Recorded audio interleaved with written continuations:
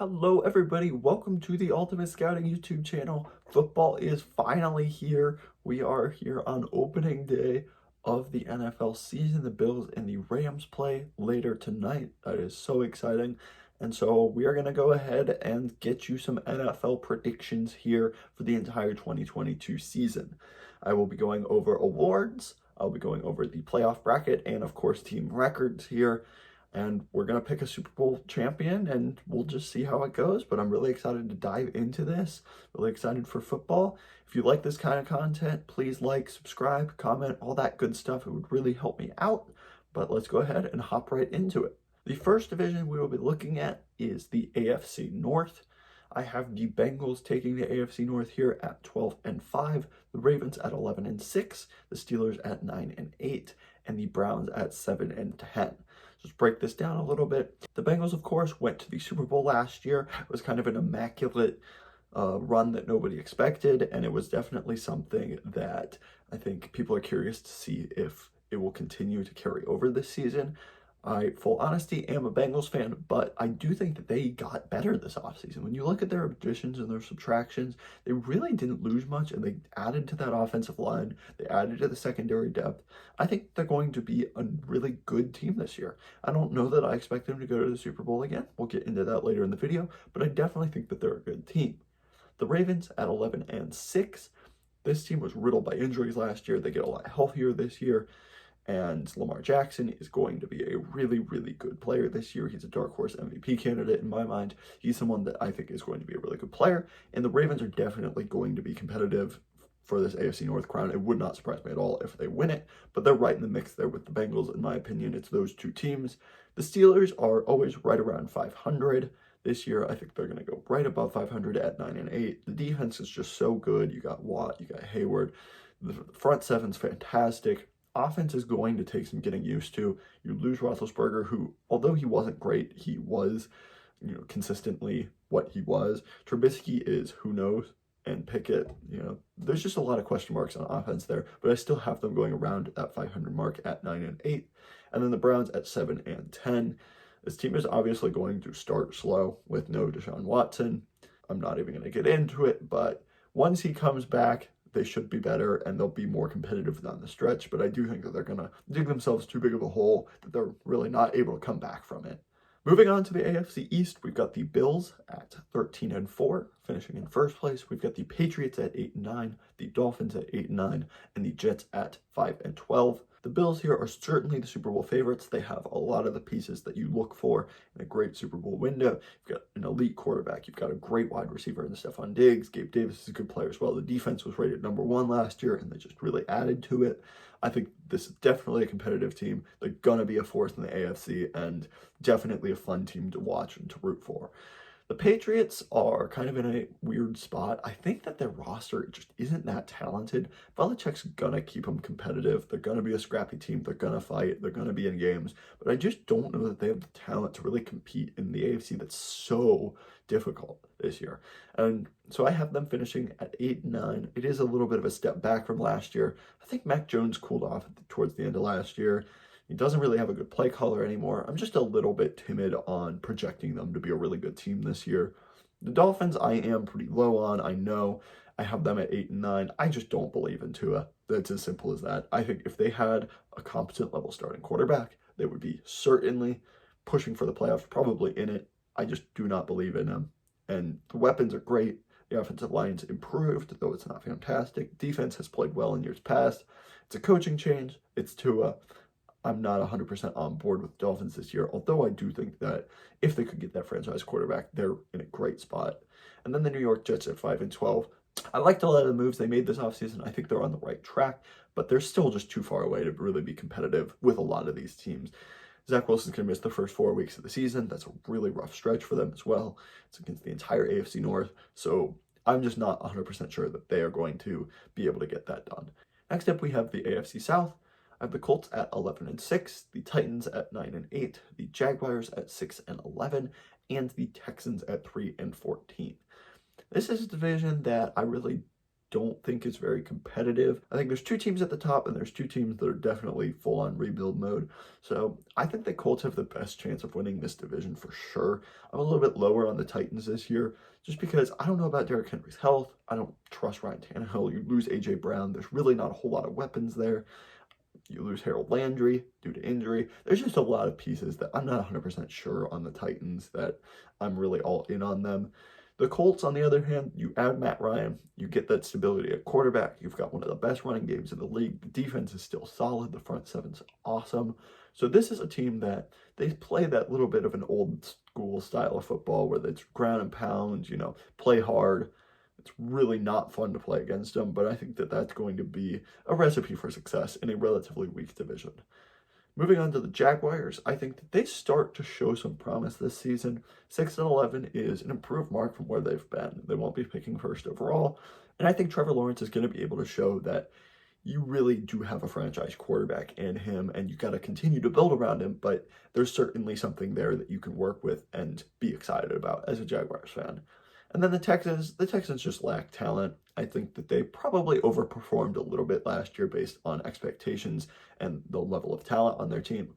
This year, 3-14, that's probably indicative of the talent on their roster. I really like Davis Mills, actually. I think he is an underrated player, but the offensive line's okay. Dameon Pierce is fun. Brandon Cooks is fun. Just the defense is really bad. And you've got too many issues on that roster to really be super competitive. Moving to the ultra-competitive AFC West here, I have the Chiefs going 11-6, the Chargers going 11-6, the Raiders going 10-7, and the Broncos going 9-8. This division is just ridiculously competitive. They all just beat up on each other, and that's why a lot of their records are so low. I think the Chiefs are a better team than, say, the Colts, but because of just how difficult their schedule is, they end up being a seed lower than them. So that's just interesting to look at. I do think that this team has 4 potential contenders, really. I actually have the Raiders finishing over the Broncos, but I think the Broncos have better Super Bowl chances than the Raiders. But starting from the top here, we have the Chiefs. The Chiefs are still the best team in this division, in my opinion. They have Patrick Mahomes, which is just total X factor. I don't think their wide receiver core is that bad. Sky Moore, Juju, you've got some pieces there that I don't hate. You still got Travis Kelce, of course, Andy Reid. This is just, until proven otherwise, I can't pick against the Chiefs. The Chargers, obviously an up-and-coming team. You got Justin Herbert. Your weapons are awesome. Your offensive line, besides right tackle, is awesome. Your defense, you added Khalil Mack. This should, in theory, be a Super Bowl contending roster. It's just, can they not Charger it up? And I believe in them this year. I think they're going to make the playoffs. I think that they're going to be competitive. And really, with these AFC teams, just anybody that finishes top 2 in their division is probably a Super Bowl contender. It's just so competitive this year. I have the Raiders finishing at 10-7. I really like Derek Carr, Devontae Adams, Hunter Renfrow, Darren Waller, probably the best receiving group in the entire NFL. It's certainly up there. They just have such good star talent. I am a little bit worried about, say, offensive line and the interior defensive line and corner. I have my concerns, no doubt about it, about this team, but I just think that they have enough offensive firepower. Plus, you got Max Crosby and some good players on defense here and there, Chandler Jones as well. This is a good enough team that I am excited, and I think they're going to be able to push for the playoffs. At 9-8, I have the Denver Broncos. This is tough because I could see them potentially winning the Super Bowl with Russell Wilson. I do think Wilson has showed a little bit of decline over the past couple of years, and I'm not 100% confident that he's going to elevate this team as much as people say. I still think he's a top 10 quarterback. I still think he's a very good player. This just comes down to their schedule is absolutely brutal, but I still do believe in them. I wouldn't be surprised if they outperform this at all, but I do right now have them going 9-8. Moving on to the NFC North, we have the Packers at 11-6, the Vikings at 8-9, the Lions at 6-11, and the Bears at 6-11. This division is very top heavy. I think the Packers are the only team that really has Super Bowl aspirations this season. The Vikings could certainly push for the playoffs. I think that with the change in coaching staff, they're a good team. But right now, the Packers have Rodgers still. I know the receivers are an issue, but his defense is really good. They've got a lot of really good players. Rodgers is going to be able to carry this team and continue to make them a contender. Whether or not they can ever make it to the Super Bowl again, we'll see. But on paper, they're still a contender. The Vikings, I'm not 100% confident in. I like the coaching change they made. I think they've got the pieces. Justin Jefferson's awesome. Kirk Cousins, you got there. Adam Thielen, Irv Smith. You got some nice offensive weapons. On defense, you've got some good players as well. But I do think that there's still enough issues and enough uncertainty that I don't fully believe in them. I have both the Bears and the Lions finishing 6-11. Technically, the Lions are higher based on tiebreakers. I think that the Lions are on the right trajectory. You still need that franchise quarterback. You're still rolling with Jared Goff. Not that he's the worst quarterback, but you could improve for sure. I like some of the high-end talent they've added. I like Dan Campbell. I think they're on the right track. They still just need to continue to learn how to win and acquire higher-end talent to really elevate to being a true playoff team. The Bears are in a really rough situation. This is pretty much indicative of I just believe in Justin Fields. The receivers are a mess. You've got a really rough offensive line that's super inexperienced. This is mostly just the coaching change is going to be an improvement over Matt Nagy, and I believe in Justin Fields. They could potentially be worse than this, but I do think that they're still going to be competitive in a lot of games because of some of the nice pieces that they have. They have a really good secondary. You have Justin Fields. You've got Darnell Mooney. Cole Kmet's decent. So you've got some pieces to build around, but I do have them around that 6-11 mark for now. Looking at the NFC East, I have the Eagles at 11-6, the Cowboys at 10-7, the Washington Commanders at 7-10, and then the New York Giants at 4-13. The Eagles are probably my most exciting team to watch this season.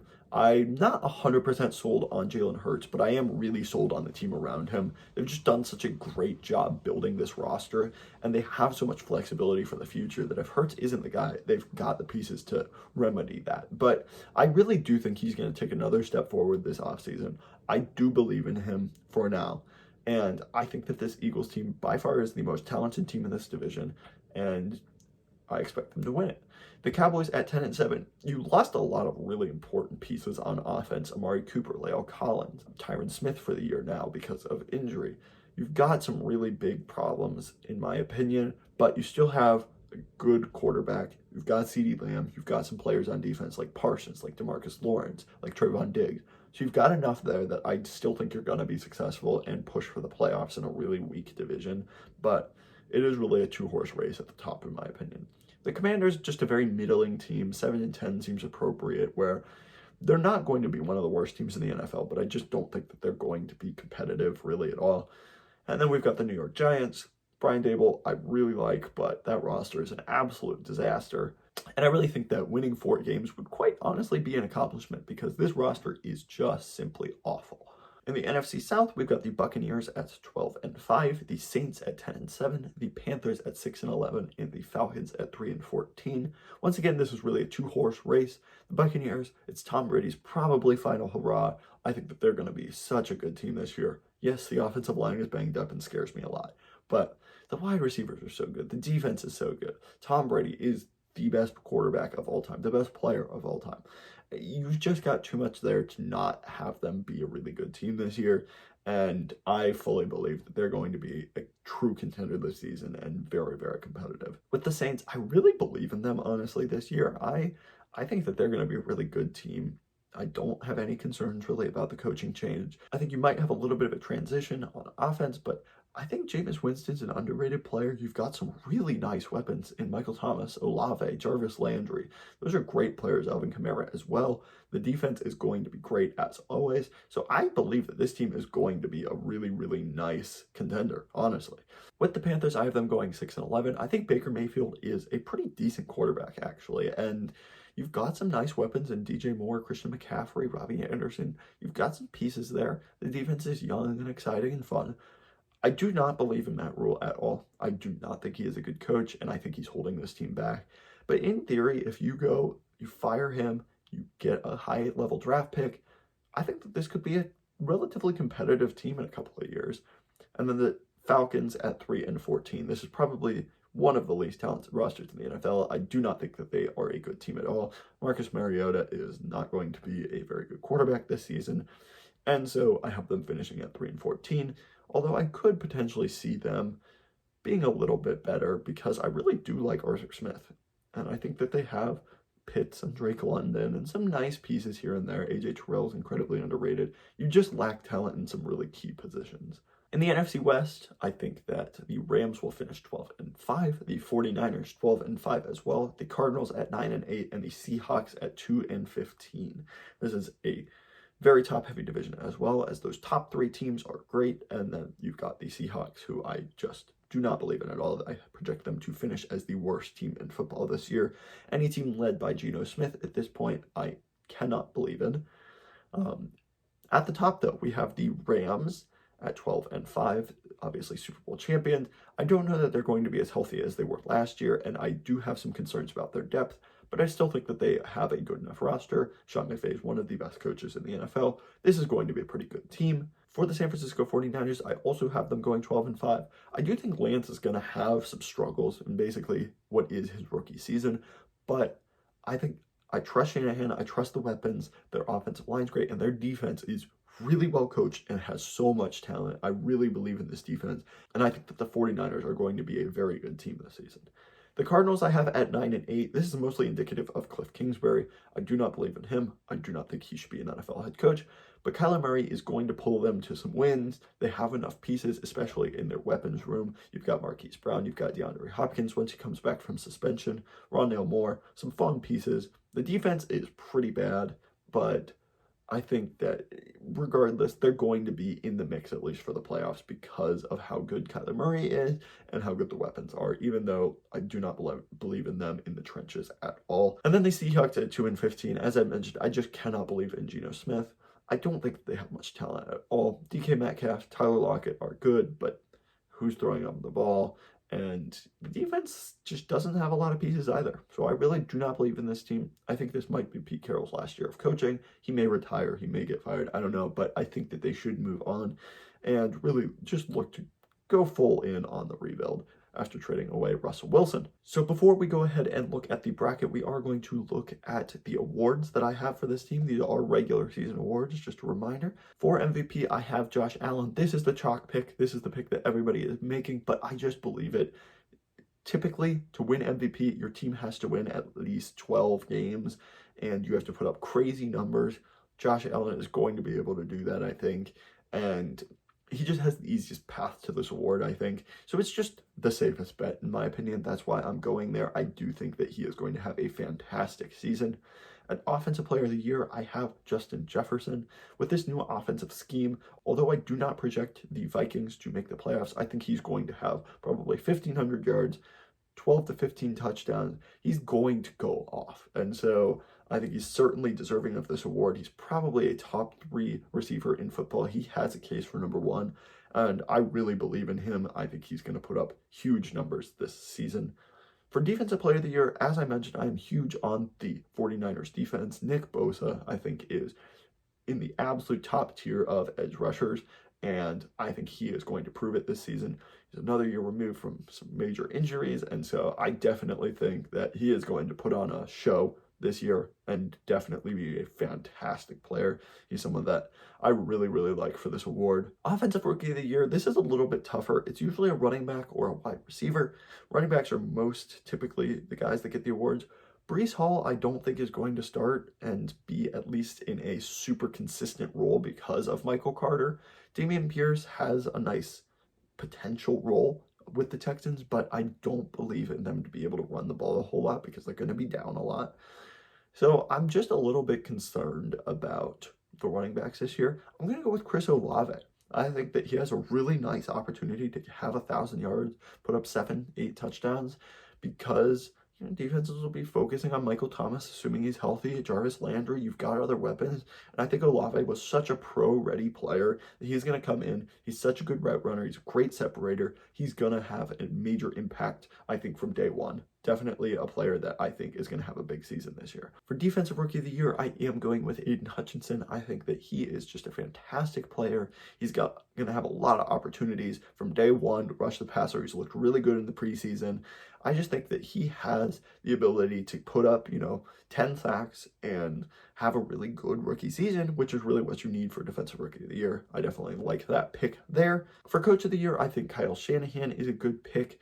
I'm not the biggest Kyle Shanahan fan, actually, but I really believe in the 49ers this year. He's a great play caller. He's a great leader, and although I don't necessarily agree with some of his player personnel decisions, I think with the team that he currently has, he's going to be a really good, successful coach this season.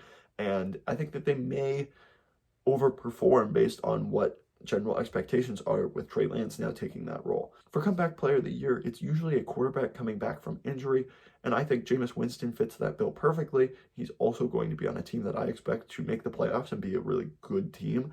So I think that Jameis Winston is a good pick for this because he's going to come in and probably put up some nice numbers and lead a competitive team, which is definitely a good recipe to win this award. Before we unveil my playoff bracket here, I am going to predict the Thursday night football game tonight, just so we have that on the record and we can keep track all season long. I am going to go with the Buffalo Bills winning this game 31-27 over the Los Angeles Rams. I expect this will be a close game. I'm really rooting for a good, fun, competitive game to start off the NFL season, but I do predict the Buffalo Bills to win this game. So, moving on from that, let's go ahead and take a look at our playoff bracket. As you can see, I have the Buffalo Bills as the 1 seed, the Bengals as the 2 seed, the Colts as the 3 seed, Chiefs as the 4 seed, Chargers as the 5 seed, Ravens as the 6 seed, and Raiders as the 7th seed. In case that wasn't made super clear when we were going through the divisions, that's the order that we have here. I have the Chargers beating the Chiefs in a little bit of an upset there. I have the Ravens beating the Colts, also the lower seed winning, and then I have the Bengals beating the Raiders. The NFL does reseed, so don't blame me, the bracket is correct. We are going to hop over to the NFC now, so we can take a look at the wild card round. I have the Rams getting the 1 seed, the Bucks the 2 seed, the Packers the 3 seed, Eagles the 4 seed, 49ers the 5 seed, Saints the 6 seed, and the Cowboys at the 7 seed. I have the 49ers beating the Eagles.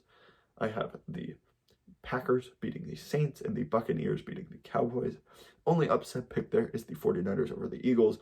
And as I've mentioned, I really think the 49ers are one of the best teams in the NFL this year. So it's really not even an upset in my mind. On the AFC side, we'll jump back over. We have the Bills defeating the Ravens and the Bengals defeating the Chargers. I think that these two teams are really, really fun, and having them meet up in the AFC Championship game will be an awesome game to watch. In the NFC, I have the 49ers beating the Super Bowl champ Rams, and I have the Buccaneers beating the Packers to set up an interesting NFC Championship game between the Buccaneers and the 49ers. I have the Buccaneers winning that game. Tom Brady, he's going out on his final season with a bang. I think he makes it to the Super Bowl. And then I have the Buffalo Bills beating the Cincinnati Bengals in the AFC Championship game to set up a Buffalo Bills versus Tampa Bay Buccaneers Super Bowl. This is going to be a super fun matchup if it does end up happening. I really believe that these are some of the most interesting, most talented teams in football. It is a little bit of a chalky pick. I think that the Bills are certainly Super Bowl favorites, but I have them winning the Super Bowl here.